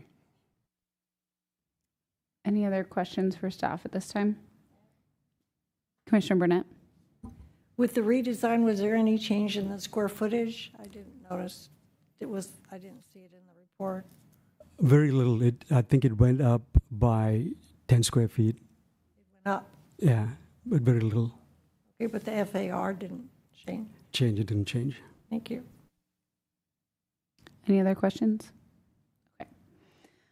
We will now open the public portion of the public hearing on item number 5 and give the applicant team an opportunity to address the commission for up to 5 minutes. So whoever is speaking on behalf of the applicant team, you can go ahead and come up. Please just state your name. You can adjust or remove the microphone as much as you need. Okay. Thank you. Thank you. Good evening, ladies and gentlemen. Commission. I think to prepare for this, I had to watch a lot of your videos. So you do a really good job. I always wonder what you do here. And after watching 12 hours of video, I have a good idea. This is a nice job. Thank you. Yes, my name is Mark Tang, and I live at 140 Oakmont Way with my family. My wife is here. This is my son and my daughter. And so I'm here today to respectfully request your approval for the expansion of our family home. And so we are proposing to increase the size of our residence from the 1,700 square feet to the 2,600 square feet. This expansion is not a luxury, right, but an essential step to accommodate the evolving and complex needs of our growing household. The primary driver for this project is our family. Yes, we have 2 children who are basically entering adolescence, which brings significant need for individual space and privacy. And also, my household is a little bit more complex. You have an extended family, basically the in-laws that live with us part of the year. And so basically this brings the size of our household, our family unit to almost 8 individuals. So, and it's simply, and the current house is no longer adequate for our needs. So, and we have been planning this project for almost 10 years now. And we think that 2024 was the right time, and then we put to get a design. So basically that expansion will allow us to reconfigure our home into a 4-bedroom and 3-bathroom layout. So I think that this provides a much needed individual room for our children and comfortable and private living arrangement for our parents. And also, my wife and I, we work from home. So we probably 3 or 4 times a week, we work from home, and it's much more easier to manage the kids' schedule, but also by being able to work from home. So the expansion will allow us to have more suitable home office space and to maintain our productivity and reduce the disruption to our family. And more importantly, we also, this wasn't just a project out of our mind. We talked to the neighbor. I think Kendra is one of our neighbor. We discussed our neighbor, what was, at least we let them know exactly what we wanted to do. And based on the feedback, there was really no objection. We answer all the questions as part of our regular annual potluck. And we have actively listened to the commission feedback, at least to the staff feedback here. So that's even the reason why we had to change our architect here to work with someone who was much more familiar with what's going on with the Los Gatos town. And we tried to modify our initial plan to align with the recommendation of the town consulting architect. So I think one of the main concern was the bulkiness of the front facade. We minimized that and the visual impact, and also I was thinking about adding some trees even after modifying that impact to minimize its visual size. So, and basically, we are committed to a design and construction process that will be in complete harmony with the neighborhood and also comply with the town guideline. Yeah, thank you for your time and consideration and for your support in allowing us to ensure the comfort and well-being of our entire family within this community. We are available for any final question you may have. Thank you. Are there any questions for the applicant at this point in time? Commissioner Burnett? Yes, so from my perspective, the big issue before us is the 2 points that the architect has made to reduce the mass, one being recess the windows an additional 4 inches, and also to put grids on them. And so actual divided panes or an equivalent. So as I understand, the objection on the grids is that it makes them difficult to clean. But my understanding is that there are snap-in grids that can easily be removed. In fact, I have them myself. So I wonder if I could trouble you to comment on why you don't want to go the other 4 inches and why you're opposed to the grids. Thank you. Yeah, I will comment on the grid. Yes, my problem with the grid is that it's currently what we have, and it's really difficult to clean. And because of the size of the house, it will require maybe of logistic to reach out to the second floor to clean those grids. So that was my main concern with the grid. But I don't object, honestly, if it's something that is required. I'm open to modify my design to accommodate. About the recessed windows. Hi, I'm Salar Safai. I'm the designer on the project. So typically, the style of the home that they have selected is inconsistent with the inset windows. So we recommended that's because that is not consistent with the style. We don't go forward with that. But again, the recessed windows are an additional 4 inches. That means that they have to build a bulkier wall in order to provide that inset. So I personally, as a design look and feel for what the owners and the clients would like to have, I do not recommend them And that's why I put in our response to the architect. CDG Group has a specific design guidelines that they have been, I think Canon Design Group has their own kind of design standards that they go after, and it's not really consistent with every project, and they have made the consistent comment on this. So that's why I pushed back on that, but that's where we are. Thank you for those comments. Do you have any other comments, Commissioner Burnett? They answered the question. Or question, sorry. Commissioner Stump. Let me, you spoke to design briefly, and of course, in this immediate neighborhood, this is the only home that would be a Spanish or Mediterranean type architecture. And one of the things that our consulting architect pointed out in his report, and this was from the September 18th report, he basically said there are some guidelines where this proposed design appears not to be consistent with our residential design guidelines. And just real briefly, under general design principles, it talks about design to blend into the neighborhood rather than stand out, reinforce prevailing neighborhood development patterns, relate a structure's size and bulk to those in the immediate neighborhood. And so I guess my question would be, how does this design blend into this neighborhood? Spanish Mediterranean design. Right. So there are a couple of things here. One, that the owners and the clients have some wish and the hope of the dream house that they want to build and how they want that to look. So that's one aspect of the way we approach our design process. The second thing is we have gone through design iterations with the staff, and there is an extension of the extent of the neighborhood that you approach and depart from.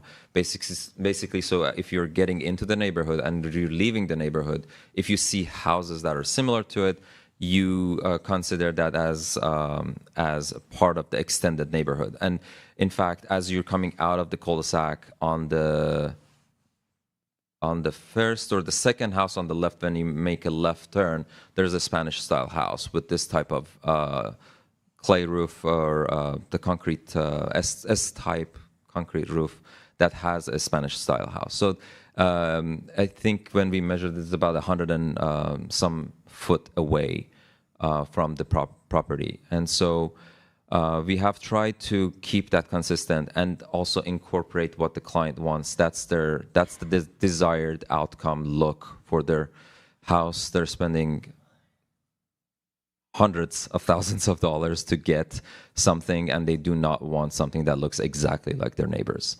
And I think that's, as a designer, I think that's absolutely fine. But I understand that there is the design guidelines, and I do not believe that we are impeding on them.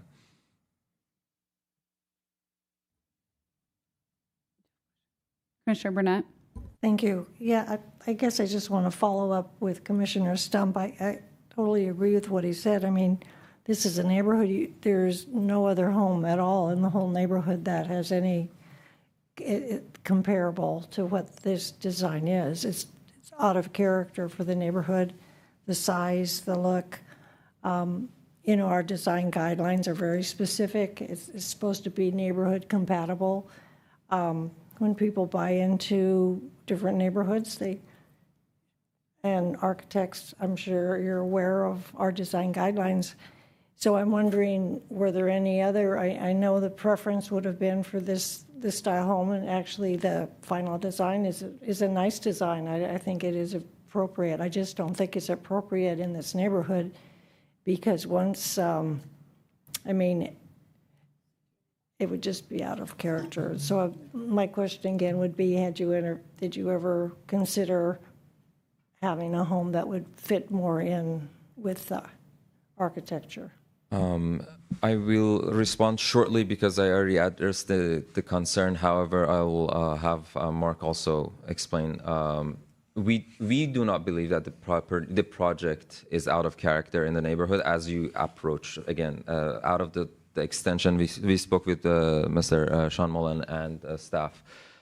on this in depth because it's an ongoing conversation with the town's consulting architect, as well as the process that we went through. I think before my time, Mark has been doing this for a long time and trying to get this project through. So I try to combine the consulting architect's comments, get the desired outcomes from the client, and implement it into a nice holistic design that will, in a way, add character to the neighborhood and not just match exactly every single house that's next door. I appreciate it. Mark, if you have anything to add. No, I think at least the concept of immediate neighborhood is a little bit stringent. Because when I walk in my neighborhood, when I drive in my neighborhood, less than 100 feet from my house is the house of Kendra, which is the same model, which is almost the same. That was the inspiration for me because basically when we talked during our annual potluck, that was one of the comments that was brought up. I say, yes, if you want to streamline the process of getting your house approved, just look at the neighborhood and pick a house that look exactly like that. I say, okay, I like Kendra house. That's exactly the type of house I would like to have. And in my neighborhood, like I say, it's not a design, for sure, it's a design that I like, but I also took inspiration of what is going on in the neighborhood. Because before I bought this 140 Oakmont Way, the house that I wanted to buy was on Corin Drive. And on Corin Drive, the person who bought that house basically just turned it into a Toscan-style house. Yes, on Corin Drive. Yes, that was exactly also one of the inspiration for this project. Okay, thank you very much. Thank you. Thank you. And Commissioner Mayer? No, you're good. Okay.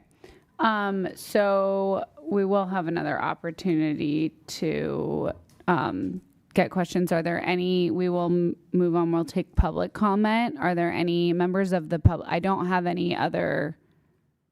Or wait, Mark.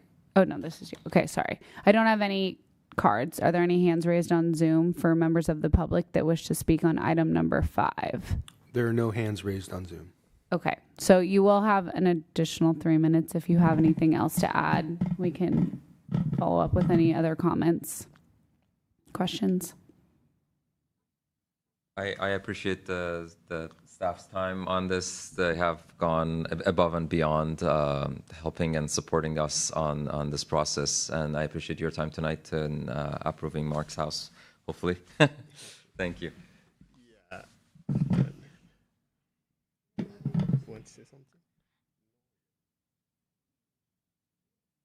Yes, again, I would like to thank you for your time. I would like to conclude by saying, yes, it's, as Salah mentioned, it's my dream house. It's basically what I want, but I actually took a lot of effort to make sure that it blends into the neighborhood.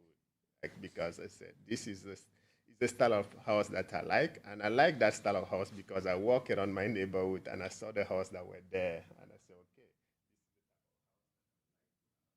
okay. Yes, I didn't just came up with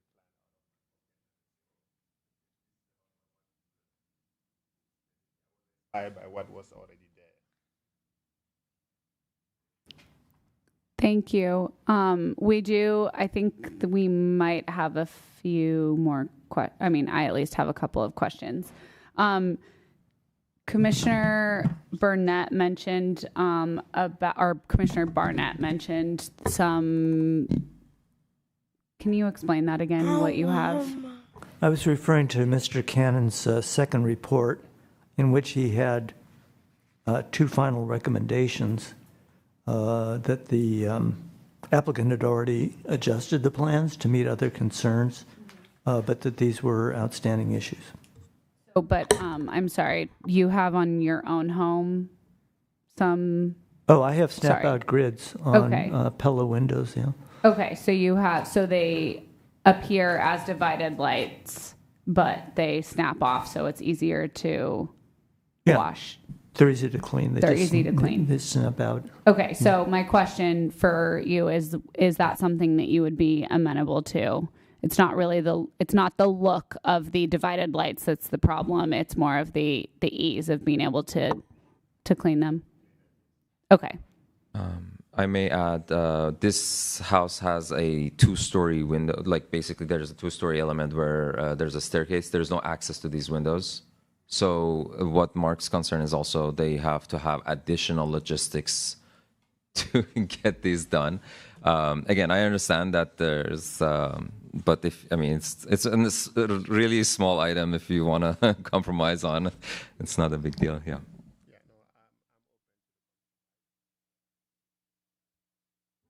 Okay. So if, I guess that, just from your perspective as the designer, what type of windows what type of divide would be appropriate for this architectural style? What we have done in the past with this style that looks, in my opinion, looks nice is the horizontal lights, where there's minimal, basically on the taller windows, you do 2. On the short, narrow, and awning type windows, you do a cross, or just 1 down in the middle. That, in my opinion, we've done in the past, and it looks very elegant. Okay, thank you.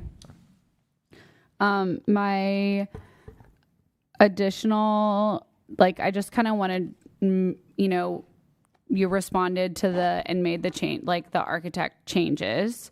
So what I'm seeing right now on page, I know that you guys don't have this on Exhibit 7 on page 231, just for my fellow commissioners. I was just going to ask a couple of questions about that. So, you responded to each of the recommendations. And so the change to the balcony, obviously to reduce the mass and everything back, and then the addition of the Juliet balcony to kind of keep that consistent, is what you did instead of the ABRC recommendations from the architect above. So can you just explain how this choice aligns with the recommendation for us? I think the question was on that, if I remember correctly, it's been a few months, we've been going back and forth on this, but the comment was to reduce mass and basically essentially align the roof, the eave lines, in order to basically match and bring down the mass of the house. So we got rid of the coverage above the balcony, so it's an uncovered balcony, and so it's essentially just the roof of the entry foyer. Okay. Yeah. And that balcony will be functional. You can go out, and so the railing will be high enough to code or whatever. But the Juliet balcony is just decoration, essentially. Exactly. Okay. Perfect. And then I think that was it. And then the simplification of everything else. Okay, thank you very much. Commissioner Stump does have a question for you. Of course, we always appreciate hearing that you have a good experience with our planning staff when you work with them. As you know, the recommendation that's been provided to the commission is to deny the architecture and site application for this project. And it's based on concerns about neighborhood compatibility related to size, bulk, and mass. One of the comments that was made in the report as well is that this is the largest house by 327 square feet in the neighborhood. And so I think that's also part of the discussion around reducing size, mass, and bulk, as well as the whole item or issue around neighborhood compatibility. So I guess my question is, in the discussions you've had with our planning staff, and they've probably given you feedback about size, mass, bulk, so you don't want to hear it anymore, but what changes now? And I hear that from the one designer to the next, you actually increased by 10 square feet, not a big deal, but it went up, not down. What changes did you consider to, I guess I could say, get in line with our residential design guidelines as it relates to mass and scale of this home? So essentially, we have to consider, as a design team, as a professional in the field, we have to figure out what the client needs are. And of course, also make sure that we're consistent with this, the neighborhood and the design guidelines of the jurisdiction we're in.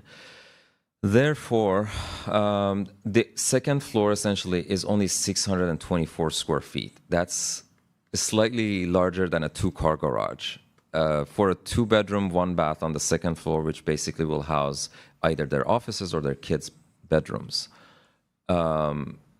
The entire house is 2,600, and essentially they need every single square feet of that is allocated to a single certain use for them. We did speak about this in depth with Mr. Sean Mullen and staff, Mr. Surrey. The issue is they agreed that all of the projects that come in through this process, if they are the first one in the development, they will encounter this issue because all of these homes were built in 1940s, 1950s. And the homes were that size when they built them because they were enough at the time. Now, growing families, everybody's in the house. No one can move out because of these expensive prices. I'm sorry, I'm speaking on your behalf. But essentially, you're left with people that are always going to be together. They just need additional space to just live. I honestly, 2,600 square feet, I have just one child, and it's me and my wife. And I believe that even that might not be enough for us. Like with all the stuff that is happening every day, I work from home, she works from home. It's just, I don't know, but these guys are getting older. They need the additional space. His family moves in, her family moves in. They're in constant flux of need for space. So when we are in the allowed FAR, it seems, I apologize for saying this, it seems unreasonable to ask of the client who is also, again, I'm bringing this up, spending hundreds of thousands, if not millions of dollars, hard-earned money, to build their dream house. And they're only going to do this once. They can't just keep doing this and keep doing the process. I believe what they're asking for is absolutely necessary for them, and that's why they're building this. Otherwise, they could just go buy something and that's ready. And again, they're going through this entire process, this hardship of dealing with these plans, dealing with these architects and these design teams to get to essentially a house that they can live in and they can be comfortable. That's just my 2 cents. But again, this is in response to like, okay, if the comment comes in and they say, okay, no, you're bigger than everyone else. You're in the allowed FAR, but you're bigger than everyone else. But no one else has developed their lot to be within the last, I don't know, 30 years, 40 years. Of course, they're going to be the smallest house, but these guys are the first to do it. I'm sure that once these guys build, someone else is going to be bound to do it. These houses are going to be falling apart soon. So, yeah, I mean. To piggyback on what you're saying, I think two of my neighbor on my right already expand their house, and the third one on the back is planning to do it. So, and you were joking yesterday, you say, oh, it's good if you get approved, I would just have him maybe 10% bigger than you. So he has that on his plan already. My neighborhood is more of a transitional neighborhood, it's not static. Because I think I mentioned, I think during my last request, I think there is a new build that is almost 4,000 square foot, but 2,000 square foot are basement. So that's the transition that is going on in my neighborhood. Thank you. Yes, Commissioner Stump. As I recall, you actually did go out and speak to neighbors or share your plan with neighbors. Yes, I did. Did you actually share yes. this type of information? To Yes. what level of detail did you share? And can you just share with us anecdotally some of the feedback that you received from your neighbors about this design? Yes, I share the design with... Can we ask you to still speak into the microphone? Yes, sorry. Jan, please. Yeah, I share that design, the detail of the design. I think I have the the detailed design that Salah produced with each of the 10 immediate neighborhoods. I think I have 2 letters of feedback from my neighbor as part of my package here, where they basically express how they like the design and they don't have any objection. Because we talk about the privacy issue.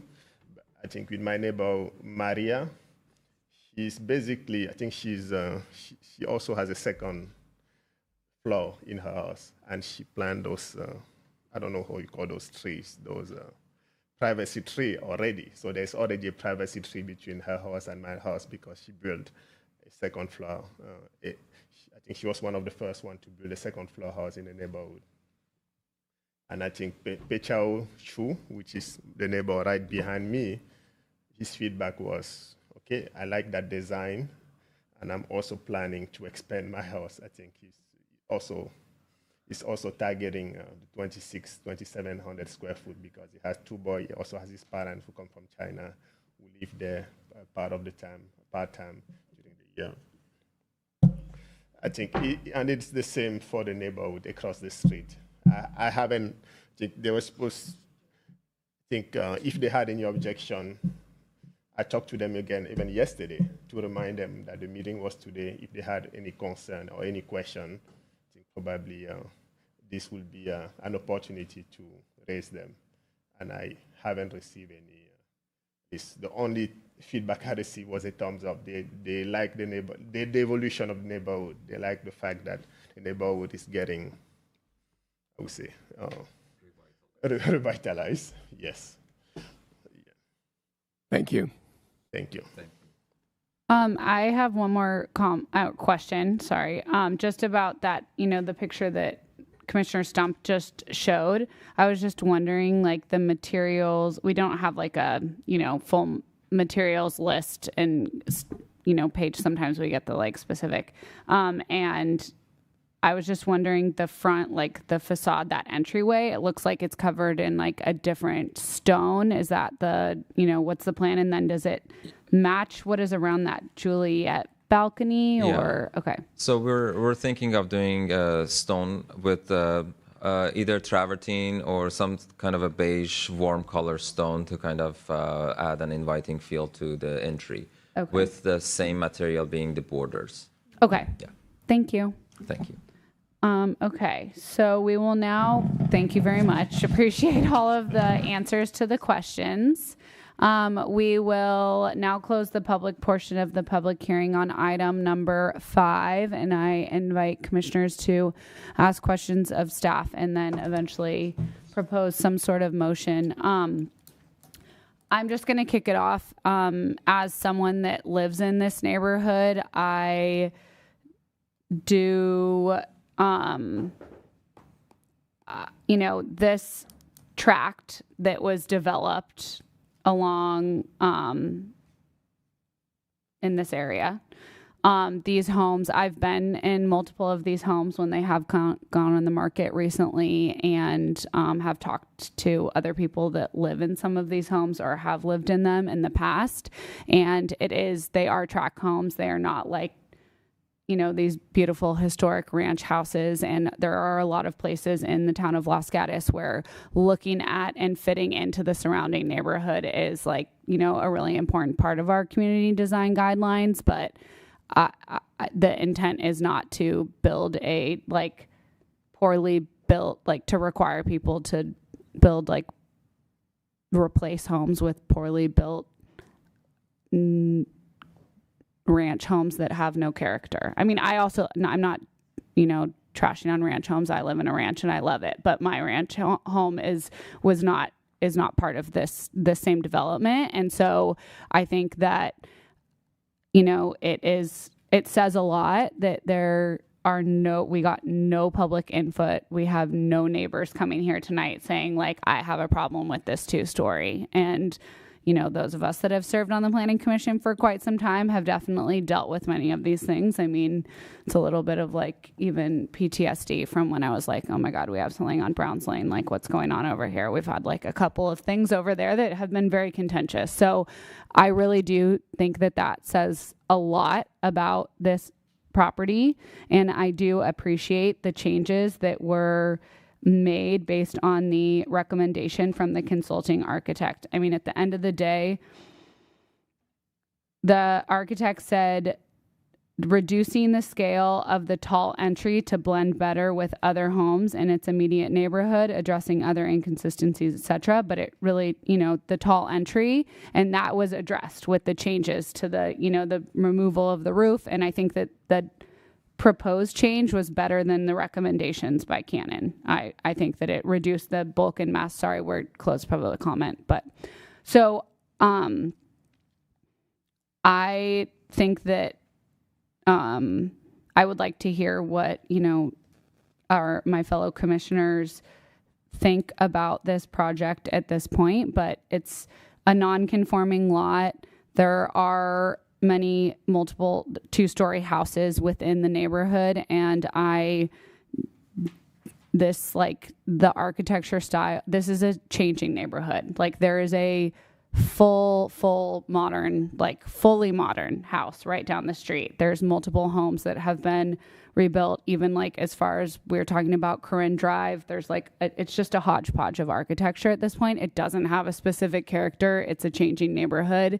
And every time a new house is being, either demolished and rebuilt or added on, it's great that this is I appreciate the addition and not a, million square foot basement. And I think that it fits in with I don't think there's a neighborhood to necessarily fit in with in that sense. So, that being said, I don't have a problem with the architectural style or the, fact that it is being remodeled not to look like the houses on either side, but I am curious to hear what my other commissioners have to say about some of the changes that they made in response to the consulting architect's concerns. Commissioner Burnett.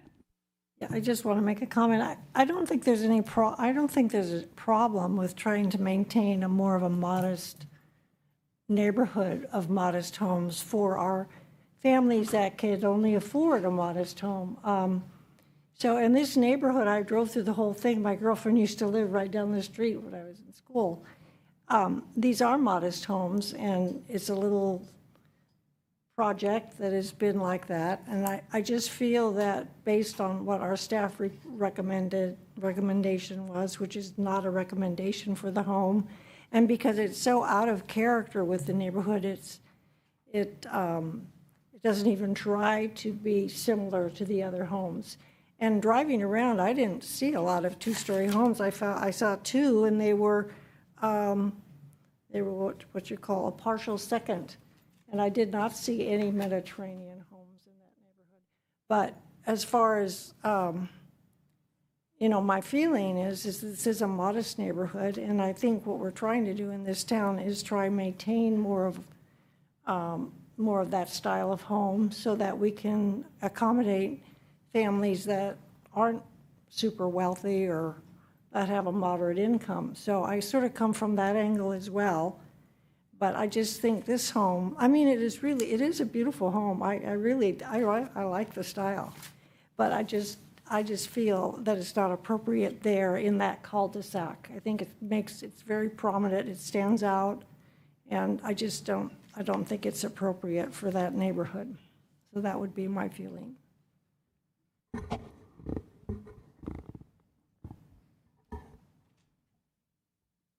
Commissioner Barnett? Well, add some comments. First, it's not unusual for us to see a neighborhood in transition in this town. There are a lot of older homes that are not serving the needs of the community, with larger families and children returning from college and whatnot. I think it's reasonable to expect that there will be larger homes, and that one will be the icebreaker. I don't think that the two-story home to the right of this property is an inspiring design, to say the least. I think it is notable that the project meets the objective standards of the town code. And the staff feels that it's in compliance with the residential design guidelines for single-family residence not located in the hillside area. The mass and bulk issue, I think, is adequately addressed by the recommendations of the consulting architect in the September report. And I would lean towards a motion that approved the project if those two changes were made. It sounds like the applicant is flexible on the grids for the windows. And I think that the argument about having more bulky windows to accommodate the additional 4 inches is a reasonable concern, and I would not be inclined to impose that on the owner. So I think that's the substance of my comments. We're going to see this again and again with property values being what they are in the town, and it's to be expected. And I think if there's going to be an icebreaker, it ought to be a nice design like we see in this project. Commissioner Sorty? Yeah, I guess I'll just chime in. When I go through this neighborhood, when I look at the surrounding homes, all the architecture, I don't feel like there's anything sacrosanct or a style or a pattern that we're really trying to preserve here. I am really, really sympathetic to the challenges of people who buy into Los Gatos and then have a family and need to have more space, and especially people nowadays who are working from home. So I think those are all compelling arguments. I am inclined, probably more often than not, to lean in that direction to let people do what they want for the most part with their homes. I think that they did make obviously they're consistent with all the objective standards. They did make a pretty good effort to address the comments from the consulting architect. 1 and 4 were addressed. Says they partially implemented the recessed window. So anyway, I guess I'm kind of heading in the direction of the chair and Commissioner Barnett, in the sense that I think we can, and if there's a motion that's going to evolve here that involves them making a couple of key changes that Commissioner Barnett mentioned, I would be inclined to support approval.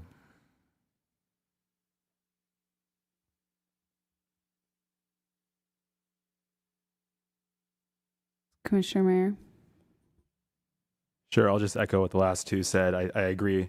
It conforms with all the zoning regulations. I'm less concerned about the square footage number and the 2-story height. I think, as long as it's complying with the zoning, then it's fine. I do agree.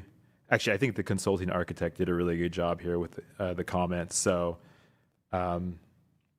I think part of the reason maybe this is reading is somewhat bulky is because there is an addition at the front. Typically, a lot of times you see additions in the rear, but looking at the shape of the site, it's an interesting wedge-shaped site. So the opportunities for expansion and addition are challenging. I'm sympathetic to that.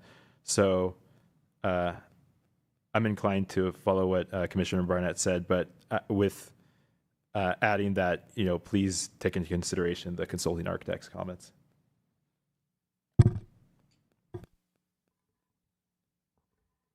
Is there anything like specific that you feel like there are changes on that page that they didn't address that you feel like we should, add to a condition of approval or modify?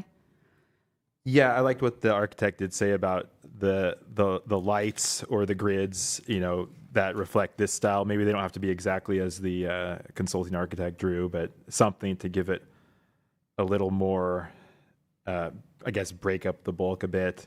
I'm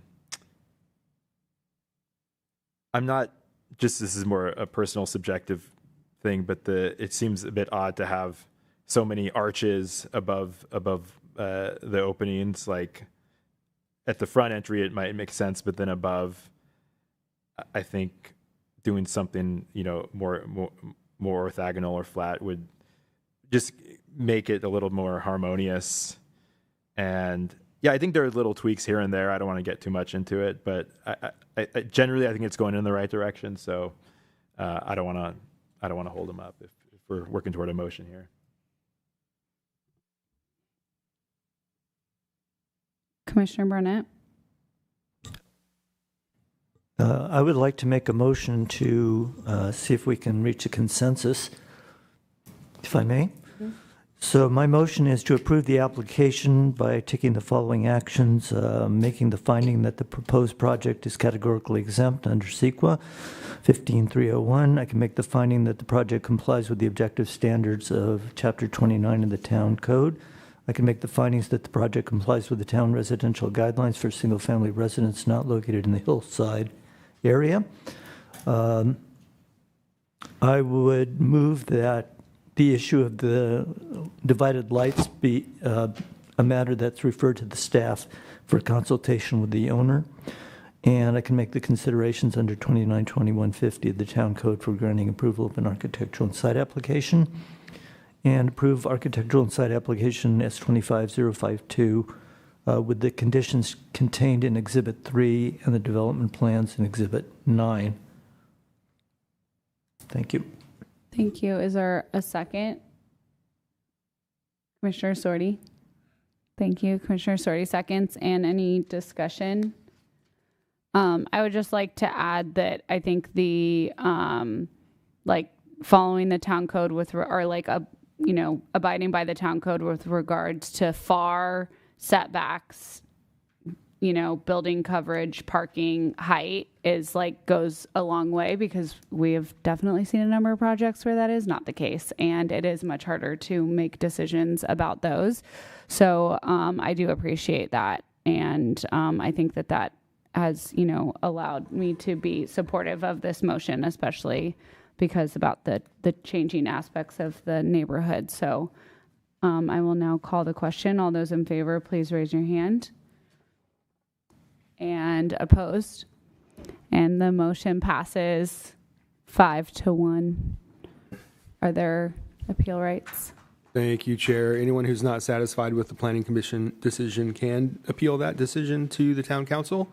Forms are available online in the clerk's office. There's an appeal or a fee for filing the appeal, and the appeal must be filed within 10 days.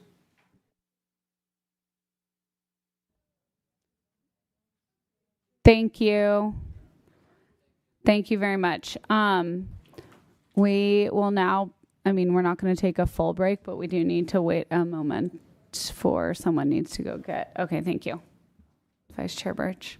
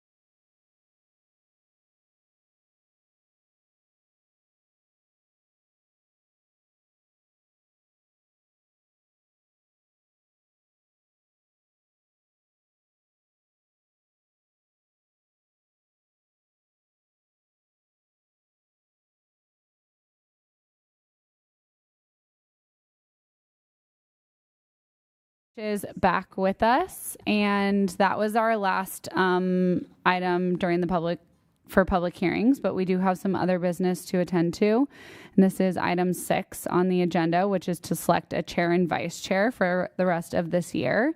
And I move to nominate Vice Chair Birch to be our next chair.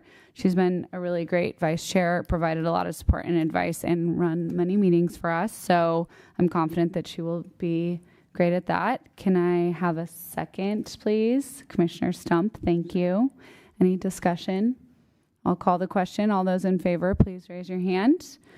And it passes unanimously. So congratulations. You are now chair. So there you go. Awesome. You knew I was going to say, like, where's you the started script? the green part. All right. All right. So now I will nominate for vice chair, and I would move to nominate Commissioner Barnett as vice chair. I believe that he has some very steady leadership. He is asks very good, insightful questions, leads conversations well, and I think that he will be a huge asset in this year. I think we have some applications coming up that will need that. So that is why I would like to. I just asked you on a date. Yes. Okay. Is there a second? Emily. Thank you. All right, then I'll call the question. All in favor? Passes unanimously. All right. Now we move. Yeah, we'll now move on to the report from the Director of Community Development. Director Paulson, is there anything to share? Thank you. Happy New Year. Hope everyone enjoyed the holidays. Welcome back, Commissioner Mayor. I only have one item which was referenced in verbal communications last night. The Planning Commission, or the Town Council, sorry. Town Council discussed the North 40 that was recommended by the Planning Commission. Ultimately, they approved the project with some modified conditions and a few additional conditions. So that will be moving forward. And that's all I have. All right, thank you. Have there been any other committee meetings? I don't think so. So I don't think there's any committees to report. So I would like to thank Emily for guiding us through this year. We've had some interesting applications, and I think you have just done an exemplary job. So thank you. With that, meeting's adjourned.